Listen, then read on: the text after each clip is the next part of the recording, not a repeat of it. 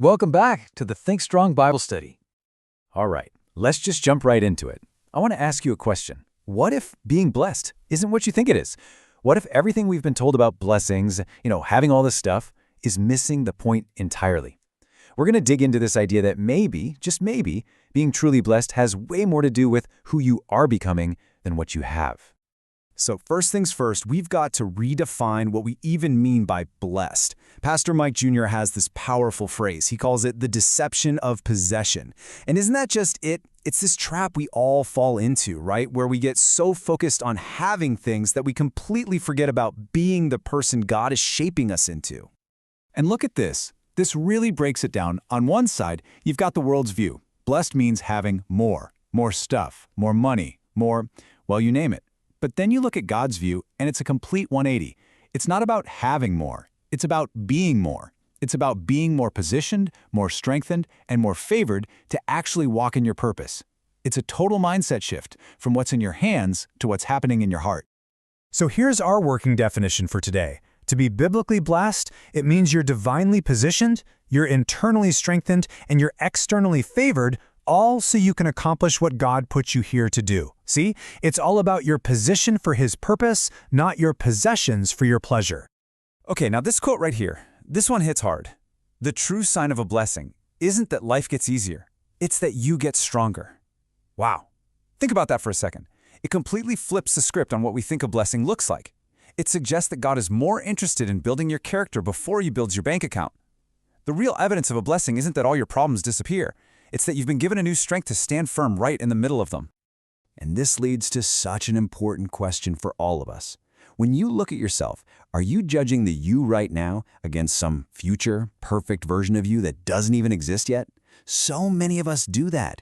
We're so hard on ourselves. But what if you stopped looking forward for a second and instead you looked back?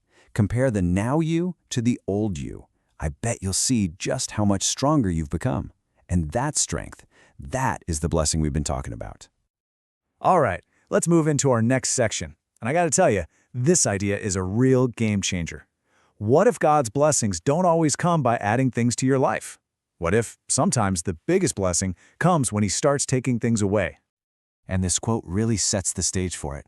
God doesn't bless who you pretend to be. He blesses who you're built to be. That's so good. It means God's blessings aren't just random acts of kindness. No, they are structural. They are tailor-made for the real you, the person He designed from the very beginning, not the mask you might be wearing. This is what Pastor Mike calls the blessing of subtraction. And maybe this is a word for somebody right now. If you're in a season where it feels like you're losing things, people, opportunities, don't panic. What if God isn't punishing you? What if He's preparing you? What if He's just making room, clearing out the clutter to get you ready for what He's about to send your way? You know, when God starts removing things, it can be really confusing. And honestly, it can be painful. A cut and a prune, man, from where you're standing, they can look exactly the same. But I promise you, their purpose is completely different. Check this out. A cut, that's for a branch that has no fruit. It's dead. It's useless. It's just got to go. But pruning, that's what God does to a branch that's already bearing fruit. He's not trying to kill it, He's trying to refine it. He trims it back so it can get more sunlight, more nutrients, and produce even more fruit. So listen, if you feel like you're being pruned right now, that's not a punishment, that's a promotion. It's proof that God sees life in you and He's preparing you for a bigger harvest. The logic here is totally upside down from how we think. Like Pastor Mike says, God's math don't math. It just doesn't add up to our human minds. I mean, think about Gideon. He's about to go up against this massive army, and what does God tell him to do? Hey, your army's too big. Let's shrink it from 32,000 all the way down to 300. It makes no sense. Or Abram, who's promised he'll be the father of a great nation. But first, he has to subtract his home, his family, everything he knows. You see the pattern? Subtraction often comes right before a divine promotion. So, just like Abram, before we can step into the promises God has for us, there are some things we have to be willing to let go of. We have to be willing to leave some things behind. And here are the big three. We have to leave behind comfort. That little voice that says, oh, just stay here, it's safe. We have to leave behind control. The one that says, I'm not moving until I understand every single step. And we have to leave behind comparison, the one that whispers, I'll start when I can be as good as them. These 3 C's, they will keep you stuck in a place that's familiar, for sure, but also a place that's way too small for your destiny. And here's the bottom line, right here. Comfort is the enemy of calling. Let that sink in.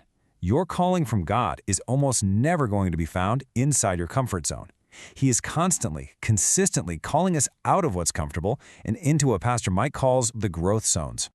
Okay, so what does this journey actually look like? How do you get from comfort to your calling? Well, it's not some giant, scary leap. It's a process, and Pastor Mike Jr. breaks it down for us into 5 clear zones of growth.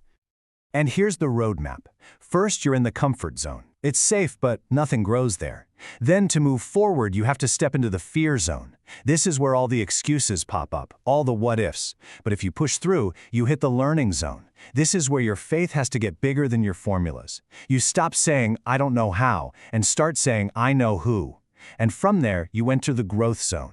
This is where your calling starts to become your character and you think, wow, I was actually made for this. And finally, you arrive in the glory zone. This is where your development becomes your declaration, and you can look back at the whole journey and say with total confidence, that was God. And all that pressure you feel as you move through those zones, listen to this. The pressure is not there to break you. It's there to break who you are now so that the person God designed you to be can finally break through. It's a holy breaking, designed to bring forth something new. All right, we've covered so much ground today. We've redefined what it means to be blessed, we've talked about the blessing of subtraction, and we've walked through those 5 zones of growth. So now, it's time to bring it home and make this personal. So I want you to just take a quiet moment and think back over everything we've talked about. What's the one thing that really stuck out to you? Was it redefining blessed? Was it that idea of a cut versus a prune? Maybe it was those 5 zones. Just what was the one thing that made your spirit say, yes, that's for me? And now for the most important question of all, how are you going to apply it? It's not enough to just hear it, we have to live it. So based on that one thing that stood out to you, what is one tangible step, just one step, you can take this week to start moving out of your comfort zone and into everything God is waiting for you?